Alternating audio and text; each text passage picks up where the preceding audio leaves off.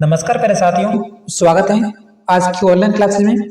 आज की क्लास में Rajasthan high court group D परीक्षा एवं रीट मुख्य परीक्षा 2026 के लिए राजस्थान के लोक संत एवं संप्रदाय जो कि हमारा आज का टॉपिक है।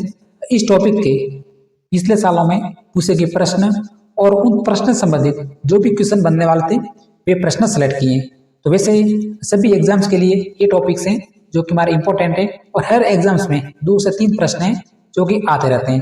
तो सर्वप्रथम आपको इस क्लास पर ये 15 क्वेश्चन है जो कि देखना है, ताकि जो एग्जाम्स का पैटर्न है और एग्जाम्स का लेवल है और एग्जाम्स में किस तरह के जो प्रश्न आते हैं ये आपको समझ में आ जाएगा। तो शुरुआत करेंगे हम प्रथम क्वेश्चन से। संत पीपा जी का संबंध राजस्थान के किस जिले से है? संत पीपा जी जो कि राजस्थान में मध्यकालीन भक्ति आंदोलन शुरुआत करने वाले प्रथम संत थे। इसका संबंध पूछा है पीपासर नागौर, गागरोन झालावाड़, ददरेवा सुरू या फिर पीपलुदा बाड़मेर।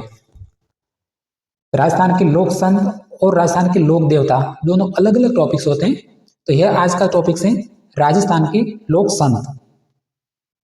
तो जल्दी से हम लॉक करते हैं ऑप्शन नंबर बी को, गागरोन झालावाड़, जो कि हमारा राइट आंसर है।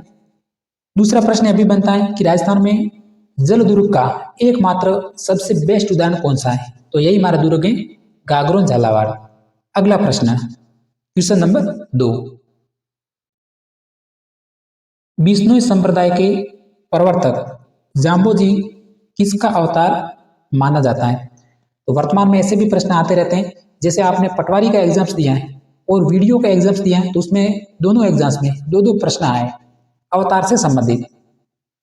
तो विष्णु संप्रदाय के प्रवर्तक जाम्बोजी किसके अवतार हैं जो कि माने जाते हैं? गणेश के, कृष्ण के, विष्णु के या फिर शिव के? तो जल्दी से हम लॉक कर देते हैं ऑप्शन नंबर सी को, जो कि हमारा राइट आंसर है विष्णु का। उसके बाद है जन्म, थोड़ी सी जानकारी प्राप्त कर लीजिए। तो जाम्बोजी का जन्म 1451 ईस्वी में पीपासर नागौर, ये स्थान आपको याद रखना है। उसके बाद है प्रधान पीठ। तो इसके जो मुख्य प्रधान पीठ है गांव मुकाम है, तहसील नोखा है, और इसके जो प्रमुख ग्रंथ हैं वह जम संहिता, जम सागर और शब्दवाणी। तो लगभग 3 प्रश्न है इस टॉपिक से आ सकते हैं। अगला प्रश्न है क्वेश्चन नंबर 3,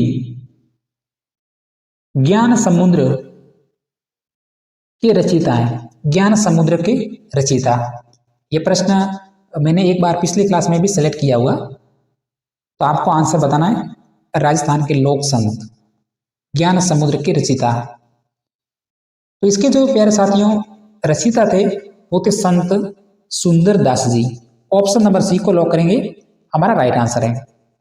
प्यारे साथियों क्लास पर अंत तक बने रहना है। अगर हमारी क्लास आपको पसंद आए तो सब्सक्राइब जरूर कर देना है। राजस्थान में नाथ संप्रदाय से संबंधित प्रमुख स्थान का कौन सा एक युग में जो कि सुमेलित नहीं है? नाथ संप्रदाय और उसकी प्रधान पीठ दे रखी है, जैसे महामंदिर जोधपुर दे रखा है, फिर गेहलपुर अजमेर दे रखा है, सीरम मंदिर जालोर दे रखा है, या फिर सभी सुमेलित। कौन सा एक युग में जो कि सुमेलित नहीं है, ये हमारा प्रश्न है, एग्जाम में पूछा जाने वाला प्रश्न है।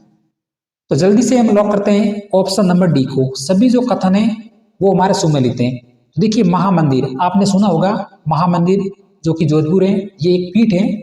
उसके बाद है गेहलपुर जो कि अजमेर में, एक है सीरम मंदिर, ये एक तरह से मंदिर है, और एक नाथ संप्रदाय की प्रमुख पीठ भी है जो कि राजस्थान के जालोर जिले में है। तो सीरम मंदिर से संबंधित भी प्रश्न आपके आते हैं एग्जाम्स में। उसके बाद है राजस्थान में नाथ संप्रदाय की 2 शाखाएं, मात्र 2 शाखाएं, जिसमें प्रथम शाखा है बैरागी पंथ जो कि पुष्कर अजमेर है, और दूसरी है माननाथी जो कि महामंदिर जोधपुर।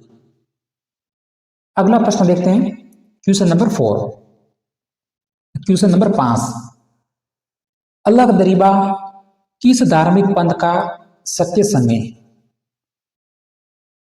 अलग दरीबा, साथ में प्रत्येक प्रश्नों को आपको काउंट करना है। अगर आपको ये प्रश्न इन 15 प्रश्न में से लगभग आपको 10 प्रश्न के आसपास आ रहे हैं तो बिल्कुल आपका सेफ जोन है।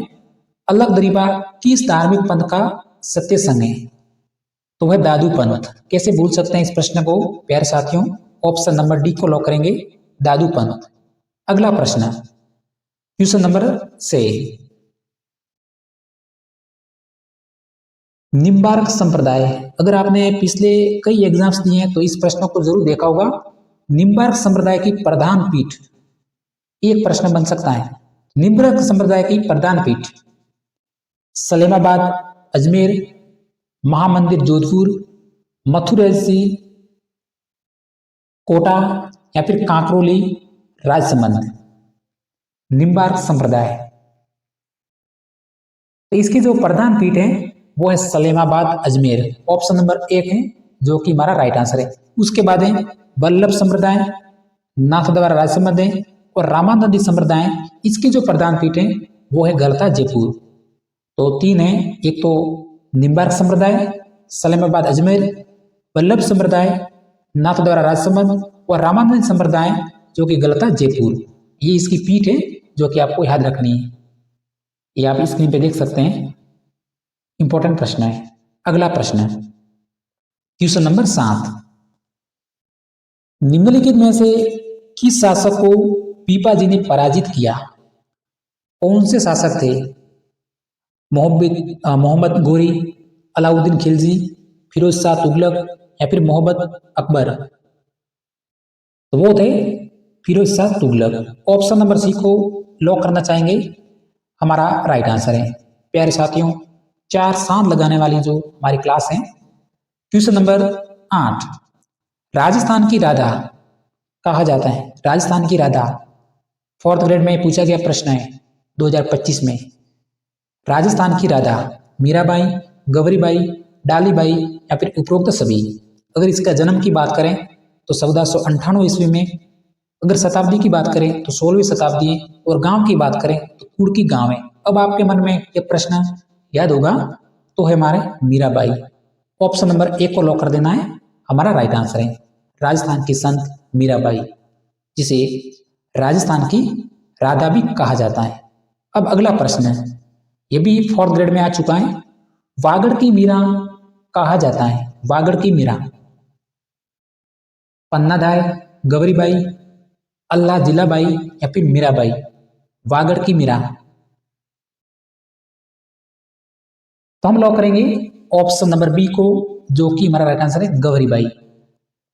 अल्लाह जिलाबाई, तो अल्लाह जिलाबाई को राजस्थान की मरु कोकिला कहा जाता है और वागड़ की मीरा कहा जाता है, वो कहा जाता है गौरीबाई को। अगला प्रश्न क्वेश्चन नंबर 10,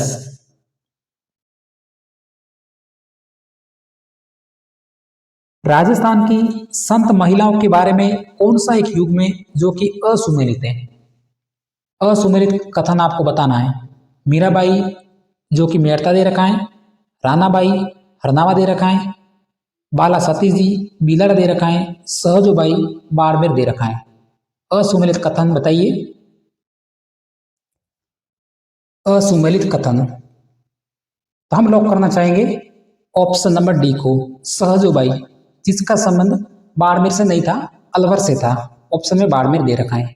बाकी मीराबाई मेड़ता, नागौर, रानाबाई हरनावा और बाला सतीश जी जो कि बिलाड़ा से। अगला प्रश्न क्वेश्चन नंबर 12, 15 क्वेश्चन सेलेक्ट किए। राजस्थान में बौद्ध मठ के अवशेष मिले हैं। बौद्ध मठ गाजू, मंडार, इकड़ानी या फिर विराटनगर? बौद्ध मठ के अवशेष, तो इसके जो अवशेष मिले हैं वो मिले हैं Viratnagar, Jaipur. Option number D है जो कि हमारा राइट आंसर है। अगर राजस्थान में अगर हम बात करें बौद्ध शब्द है तो आपके मन में जयपुर जरूर आना चाहिए, जयपुर। तो ऑप्शन नंबर डी। नेक्स्ट प्रश्न, संत मावजी का जन्म पूछा है। संत मावजी का जन्म गुडा, बेनेश्वर, सावला या फिर धरियावाद में? संत मावजी वागड़ क्षेत्र में भीलों के आध्यात्मिक क्रांति वाले संत माने जाते हैं और इनके उपदेश जो कि चौपड़ा कहलाते हैं और श्री कृष्ण का निष्कलंक अवतार भी कहा जाता है। तो संत मावजी, तो इसका जो जन्म हुआ था साबला, जो कि एक गांव है, डूंगरपुर जिले में पड़ता है। ऑप्शन नंबर सी। नेक्स्ट प्रश्न, एक तरह से हमारी साथियों ये रिवीजन क्लास है। अगर आप आगामी एग्जाम्स की तैयारी कर रहे हैं तो आपके लिए ये क्लास है जो कि इंपॉर्टेंट रहने वाली। राजस्थान की प्रमुख संत रानी करमती बाई इसके जो नए पेनोरमा है जो कि अभी बनाए जा रहे हैं, तो इसका संबंध पूछा है। रानी करमती बाई का संबंध, यह प्रश्न आपके करंट अफेयर में भी बनता है। तो इसका जो संबंध है वो है खंडेला सीकर से। ऑप्शन नंबर ए को लॉक करना है, हमारा राइट आंसर है। तो देखिए, रानी करमती बाई का नया पेनोरमा जिसका शुभारंभ हो गया है 10 जून 2025 से, तो ऑप्शन नंबर ए। नेक्स्ट प्रश्न,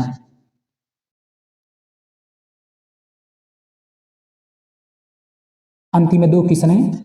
ख्वाजा मोइनुद्दीन चिश्ती की दरगाह, ख्वाजा मोइनुद्दीन चिश्ती की दरगाह कहाँ पे स्थित है? नागौर, अजमेर, बीकानेर या फिर जालोर? हम लोग कर देते हैं ऑप्शन नंबर बी को, जो कि हमारा राइट आंसर है अजमेर में। अब है आज की क्लास का हमारा अंतिम प्रश्न।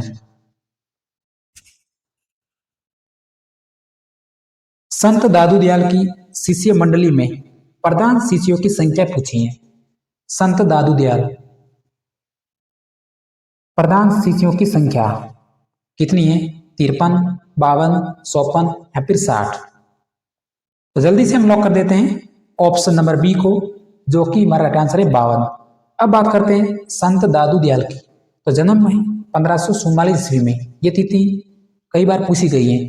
स्थान अहमदाबाद है और राजस्थान का कबीर भी कहा जाता है, और इसकी प्रधान पीठ है जो कि नरेंद्र गांव जयपुर में। तो प्यारे साथियों, जो भी इस टॉपिक से रिलेटेड राजस्थान के संत जो कि हमारा टॉपिक्स हैं, इस टॉपिक से जो भी प्रश्न आगामी एग्जाम्स में बने थे वही प्रश्न हैं जो कि सिलेक्ट किए। अगर हमारी जानकारी आपको पसंद लगी हो तो क्लास को सब्सक्राइब करके जरूर जाना। इसी तरह मिलेंगे अगले सेशन में। जय हिंद।